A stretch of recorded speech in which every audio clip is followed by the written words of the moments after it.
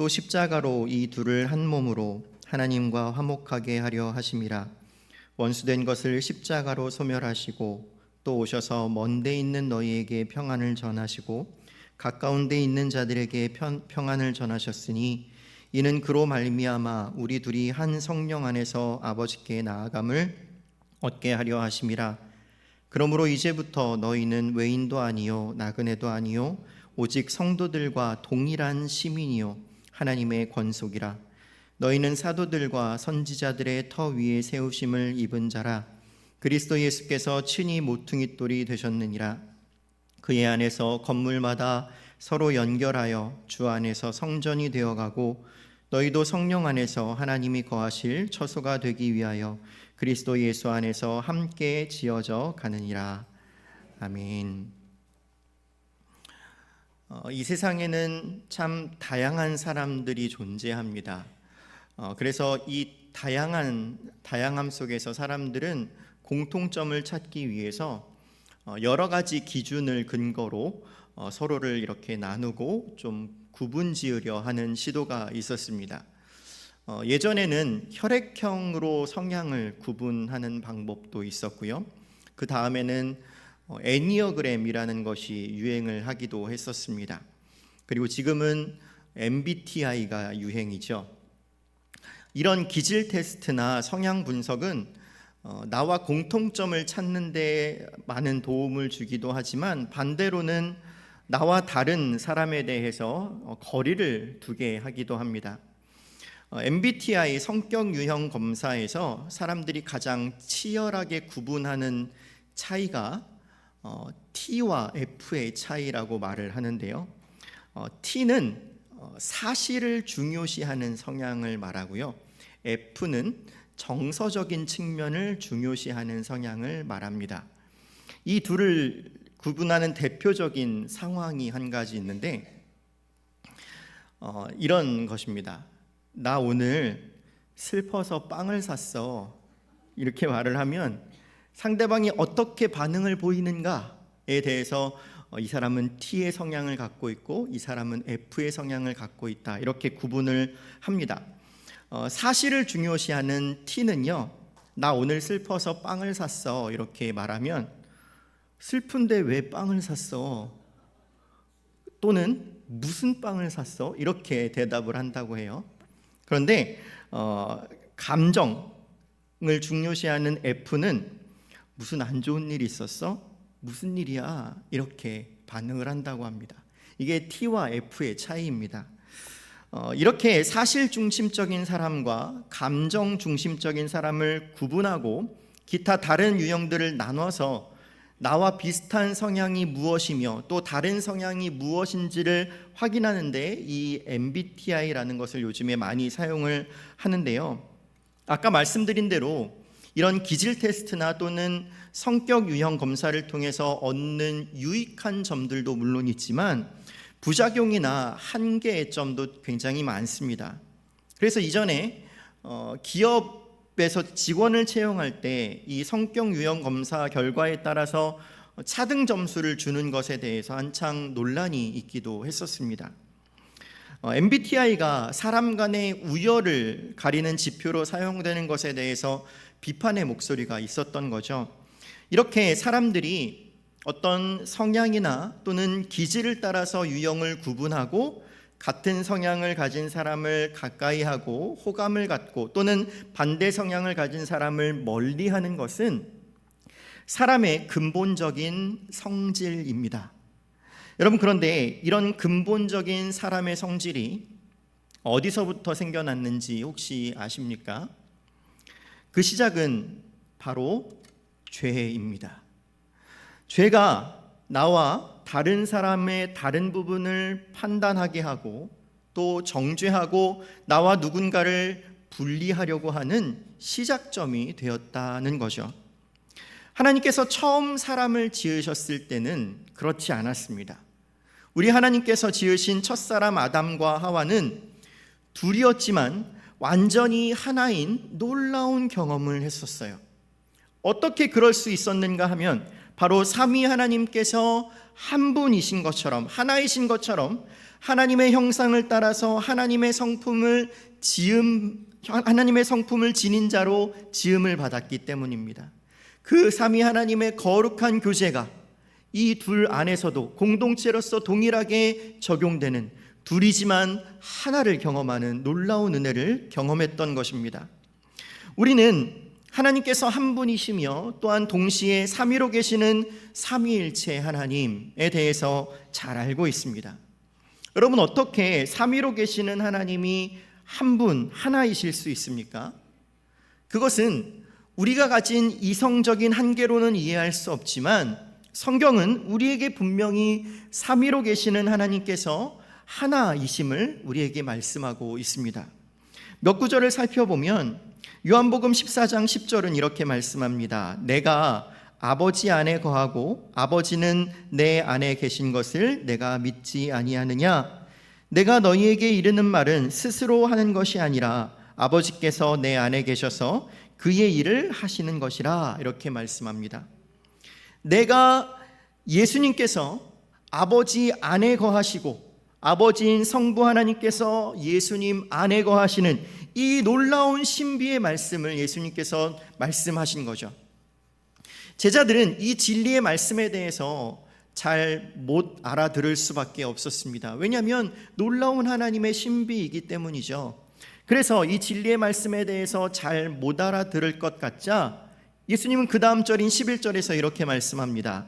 내가 아버지 안에 거하고 아버지께서 내 안에 계심을 믿으라. 그렇지 못하겠거든 행하는 그 일로 말미암아 나를 믿으라. 이렇게 말씀하셨습니다. 그러면서 이 진리, 이 놀라운 진리의 말씀을 깨닫게 하실 성령 하나님을 보내주실 것을 약속하시면서 그 이후에 20절에서 이렇게 말씀합니다.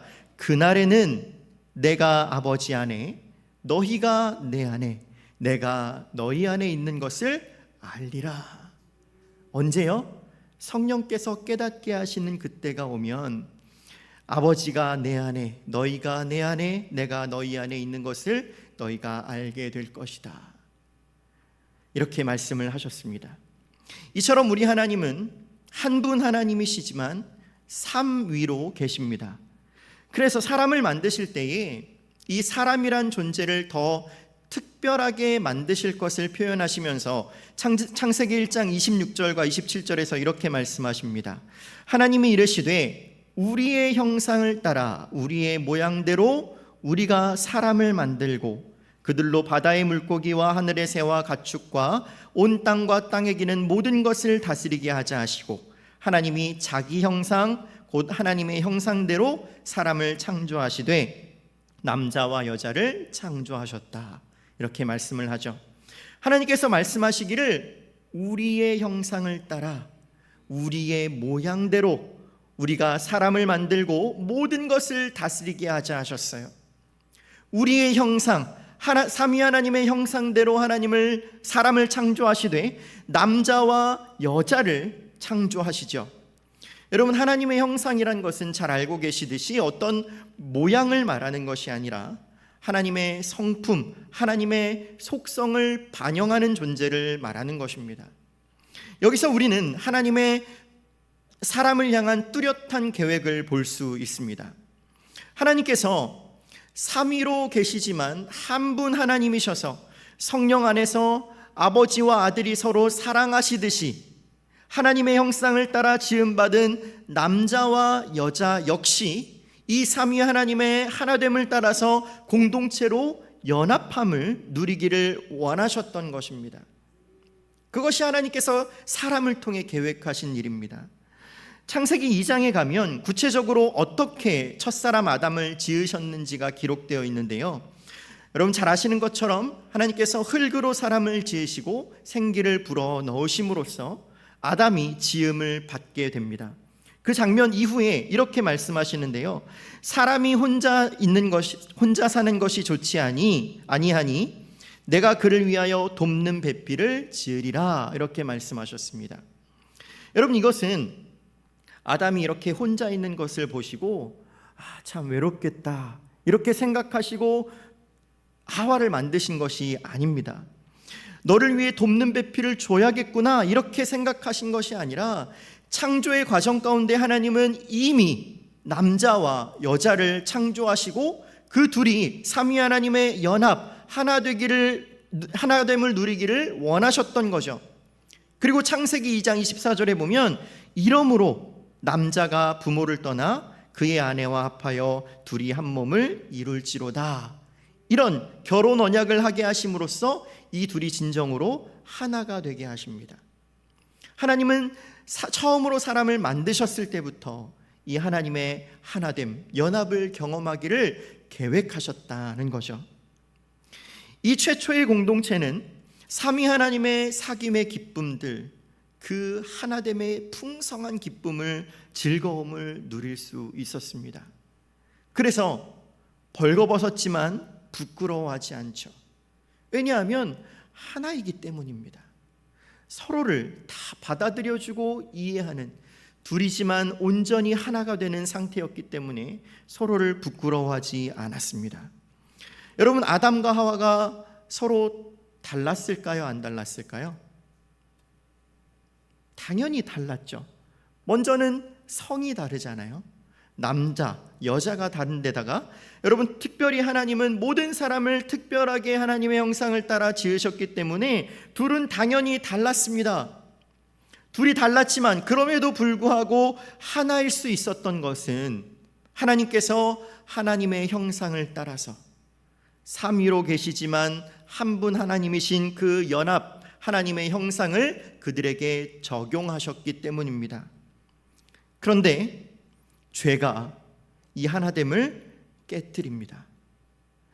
아담과 하와가 하나님께서 금지하신 선악을 알게 하는 나무의 열매를 먹은 것은 단순히 생명이 죽음으로 바뀌는 그런 것으로 끝나지 않았습니다. 죄라는 것이 하나님과의 단절이기 때문에 사람은 이 죄로 인해서 거의 대부분의 하나님의 형상들을 잃어버리게 되죠. 당연히 삼위 하나님과의 교제와 연합도 누릴 수 없게 되었습니다. 죄로 인해서 이 삼위 하나님과의 연합으로부터 단절되니까 하나됨이 깨어질 수밖에 없고, 아담과 하와는 서로에 대한 수치심을 느끼며 무화과 나무 잎으로 자신의 수치를 가립니다. 여러분, 이것은 서로의 다름을 느꼈다라는 말이고요, 그것을 받아들이지 못했다라는 것입니다. 그리고는 열매를 먹고 물으시는 하나님 앞에 하나님이 내게 주셔서 나와 함께 있게 하신 저 여자 때문이라고 그 화살을 하와에게로 돌리죠. 하나됨은 완전히 깨져버렸습니다. 철저히 둘이 되었습니다. 이것이 바로 죄의 결과입니다. 공동체의 하나됨이 깨지고 서로의 다름을 보며 그 다름을 나를 지키는 데 사용하는 것, 하나님, 나는 안 그러려고 했는데, 여러분, 이 표현 자체가 저 여자와 나는 다르다라는 표현이잖아요. 하나님, 나는 안 그러려고 했는데 저 여자가 먹으라고 했어요. 여러분, 이게 남자로서 얼마나 멋없는 표현입니까? 여러분, 죄는 아담과 하와가 삼위 하나님 안에서 그 더불어 사귐을 누리고 있던 그 사귐을 파괴해 버렸고, 거기서부터 오는 참 기쁨과 만족, 행복과 즐거움을 산산조각 내고야 말았습니다. 여러분, 그 뒤에 등장하는 이야기를 한번 보세요. 그 뒤에 가인이 자기 동생 아벨을 죽입니다. 그리고 가인의 후손 라멕이 복수와 살인을 하는 이야기가 그 뒤에 계속해서 등장하죠. 이것이 바로 우리가 살아가고 있는 세상의 모습입니다. 죄의 그 중앙에는 나라는 존재가 견고하게 굳게 서 있기 때문에 나를 불편하게 하거나 나를 거스르게 하고 나에게 피해를 주는 사람들을 멀리하고 미워하고, 더 심하게는 내 영역 밖으로 내쫓으려고 하는 반공동체적인 모습이 나타납니다.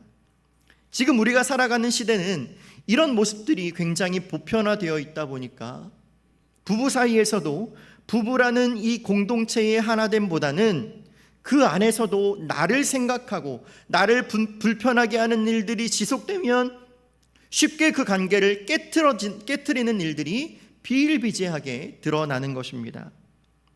여러분, 그런데 하나님께서 이 죄로 망가진 세상을 그냥 내버려 두지 않으셨습니다.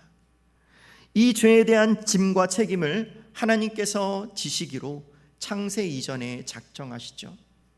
그리고 때가 되어서 이 땅에 오신 우리 구주 예수 그리스도는 십자가를 통하여서 화평, 하나님과의 하나됨을 다시 이루어 주십니다. 그 말씀이 오늘 본문 16절의 말씀입니다. 또 십자가로 이 둘을 한 몸으로 하나님과 화목하게 하려 하심이라 원수된 것을 십자가로 소멸하셨다고 기록하고 있죠. 아담과 하와가 하나님 안에서의 그 하나됨을 누렸던 것처럼 십자가로 구속의 은혜를 입은 자들이 예수 그리스도 안에서 죄에 대하여서 자유함으로 둘이 하나가 되는 예수 그리스도의 지체로 부르심을 받은 성도들이 하나로 연합되는 교회로 우리를 초청하여 부르신 것입니다. 우리 요한복음 17장 22절 말씀을 함께 읽어볼까요? 요한복음 17장 21절. 네, 같이 읽겠습니다. 아버지여, 아버지께서 내 안에, 내가 아버지 안에 있는 것 같이 그들도 다 하나가 되어 우리 안에 있게 하사 세상으로 아버지께서 나를 보내신 것을 믿게 하옵소서. 아멘. 이것은 예수님께서 교회로 부르신 자들을 향해 기도하시는 내용입니다. 아버지여, 아버지께서 내 안에, 내가 아버지 안에 있는 것 같이 그 하나님, 삼위 하나님의 하나됨을 그들도 누릴 수 있도록, 그들도 다 하나가 되어서 우리 안에 있게 하사 세상으로 아버지께서 나를 보내신 것을 믿게 하옵소서. 여러분, 다른 무슨 설명이 필요 있습니까? 이것이 바로 교회의 하나됨입니다. 예배, 말씀, 기도 물론 중요하죠. 그러나 거기서 끝나서는 안 되는 것입니다. 여러분, 십계명을 보면 4계명까지가 하나님을 사랑하는 것에 대한 말씀이고 5계명부터 10계명까지는 이웃에 대한 하나님의 명령을 나열하고 있는 것처럼 예배와 기도 생활과 말씀 생활과 경건 생활은 하나님께 대한 계명 4계명까지의 내용입니다. 하나님을 사랑하는 것들에 대한 것이죠. 물론 우리가 예배를 드리고 기도 생활을 하고 경건 생활을 하는 것 중요합니다. 그런데 교회는 거기서 멈추어서는 안 되는 것입니다. 그 뒤에 하나님께서 명령하신 10계명까지 그 하나님의 명령을 이웃에게 적용하고 그 다름을 인정하며 하나님의 하나 되게 하심을 누리는 것, 적용하는 것, 우리의 사랑을 이웃에게도 나타내는 것, 그것이 바로 교회의 하나됨을 지켜나가는 것입니다. 1계명부터 10계명까지 예수 그리스도께서 하나님께서 우리를 지으셨던 대로 회복해 하시는 그 놀라운 하나님과의 연합, 하나됨은 십자가의 능력으로만 가능합니다. 교회는 이 세상에서 그 역할을 감당해야 하는 공동체입니다. 열심히 교회에 나와서 예배를 드리고 기도하는 만큼 서로의 다름도 인정할 줄 알고 용서하며 양보하고 또 십자가로 보여주신 사랑을 드러내는 일에도 동일한 열심을 가져야 하는 거죠. 예수님께서 우리를 구원하신 것은 엄밀히 말하면 나를 구원하신 것이 아닙니다. 하나님은 교회로 부르신 자들을 택하셨고 교회를 구하시려고 예수님을 이 땅에 보내셔서 신랑으로서 신부이신 교회를 구원하셨습니다. 그래서 바울은 에베소 교회 장로들에게 하나님이 자기 피로 사신 교회라는 표현을 사용하기도 하죠. 여러분, 죄는 공동체를 파괴했지만 죄를 이기신 우리 구주 예수 그리스도께서 이 공동체를 다시 세우십니다. 우리는 그 복된 자리로 부르심을 받은 자들입니다. 아까 우리가 함께 읽었던 요한복음 17장의 기도의 내용은 예수님께서 잡히시기 바로 직전에 하셨던 기도의 내용인데요. 여러분, 그 중요한 긴박한 순간에 예수님께서 교회의 하나됨을 위해서 기도하셨다라는 것은 그것이 바로 교회의 참 존재 목적이었기 때문입니다. 우리가 하나된 것 같이 그들도 하나가 되게 하여 주십시오. 아까 우리가 요한복음 17장 21절을 함께 읽었는데요, 그 뒤에 말씀을 조금 더 살펴보겠습니다. 22절과 23절을 제가 읽어드립니다. 내게 주신 영광을 내가 그들에게 주었사오니 이는 우리가 하나 된 것 같이 그들도 하나가 되게 하려 함이니이다. 곧 내가 그들 안에 있고 아버지께서 내 안에 계시어 그들로 온전함을 이루어 하나가 되려 함은 아버지께서 나를 보내신 것과 또 나를 사랑하심 같이 그들도 사랑하신 것을 세상으로 알게 하려 함이로소이다. 아멘. 우리가 하나 된 것 같이 그들도, 교회도 하나가 되게 하려 함이니이다. 내가 그들 안에 있고 아버지께서 내 안에 계시어 그들로 온전함을 이루어 하나가 되게 하려 함은 아버지께서 나를 보내신 것과 나를 사랑하심 같이 그들도, 우리도, 교회도 사랑하신 것을 세상이 알게 하려 함입니다 라고 기도하셨습니다. 예수님께서 죽으시기 위해 잡히시기 바로 전에, 그 직전에 제자들을 통해서 이루고자 하신 것은 바로 하나된 교회 공동체였습니다. 그리고 오순절에 성령님이 임하셨을 때 교회가 보였던 모습은 무엇입니까? 예수님께서 약속하신 성령께서 임하셨을 때 초대교회는 자기의 모든 물건을 서로 통용하고 재산과 소유를 팔아서 필요를 따라서 나누어 주며 성전에 모이기를 힘쓰고 집에서 떡을 떼며 기쁨과 순전한 마음으로 음식을 먹고 하나님을 찬양하는 모습이었습니다. 여러분, 이것이 바로 하나 되는 모습인 거죠.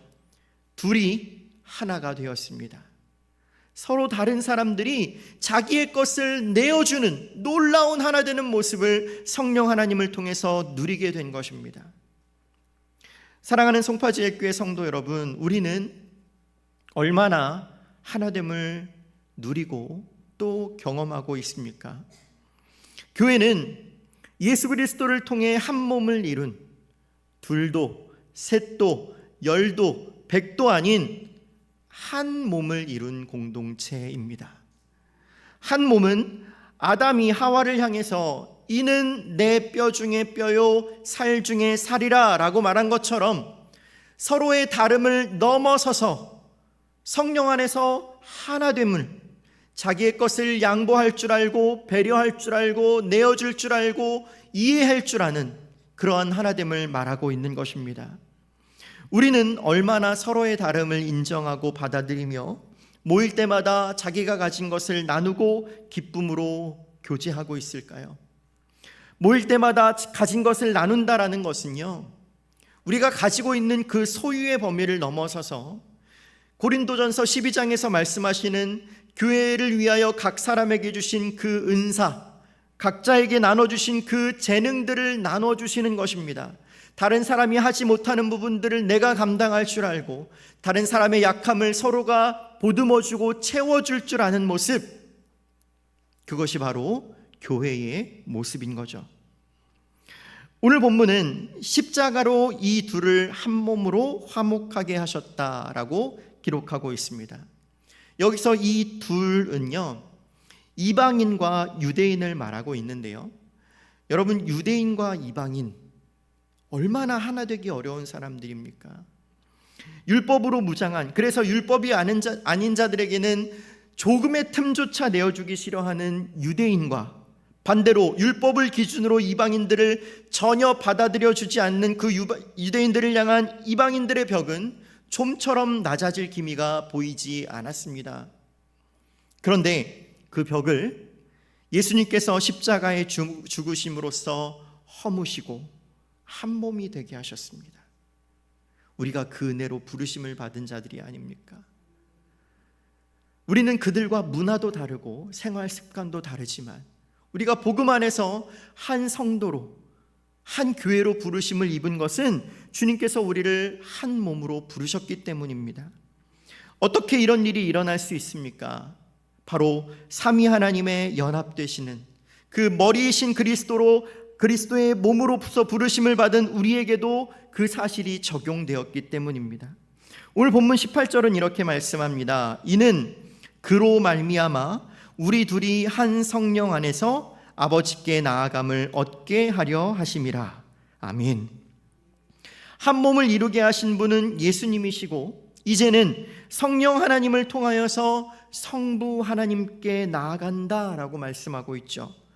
앞서 말씀드렸던 삼위 하나님의 연합의 기쁨이 교회에게도 그대로 적용되는 것입니다. 그래서 요한일서 1장 3절과 4절은 이런 성도의 연합의 기쁨에 대해서 이렇게 말씀하고 있습니다. 우리가 보고 들은 바를 너희에게도 전함은 너희로 우리와 사귐이 있게 하려 함이니 우리의 사귐은 아버지와 그의 아들 예수 그리스도와 더불어 누림이라. 우리가 이것을 쓰면 우리의 기쁨이 충만하게 하려 함이라. 아멘.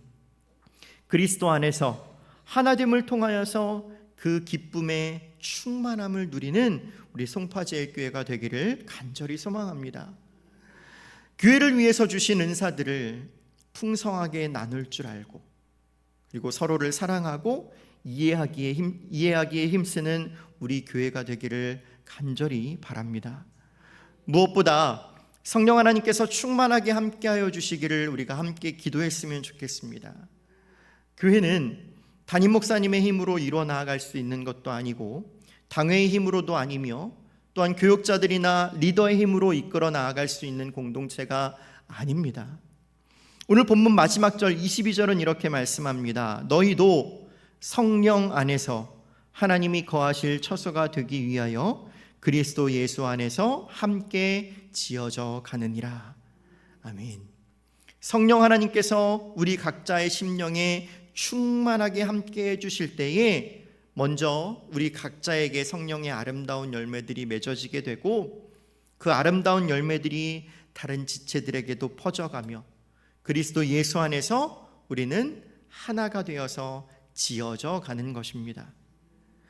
그렇게 삼위 하나님의 아름다운 연합의 교제가 우리 서로에게서 나타날 때 서로의 다름을 인정하면서 서로를 멀리하지 않고 또는 부끄러워하지 않고 서로를 이해하는 아담과 하와의 하나됨, 또한 사도행전에 기록된 초대교회의 하나됨이 우리 교회를 통해서도 놀랍도록 이루어지게 될 줄 믿습니다.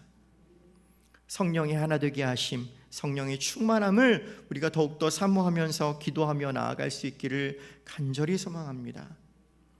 그래서 오늘 말씀의 결론은 전교인 수련회에 많이 참석해 주시기 바랍니다. 입니다. 마지막으로 우리 에베소서 4장 4절부터 6절 말씀 우리 한 목소리로 함께 읽고 말씀을 마치겠습니다. 하나님께서 우리에게 주시는 말씀을 우리 받들어 함께 읽겠습니다. 몸이 하나요 성령도 한 분이시니 이와 같이 너희가 부르심의 한 소망 안에서 부르심을 받았느니라. 주도 한 분이시요 믿음도 하나요 세례도 하나요 하나님도 한 분이시니 곧 만유의 아버지시라.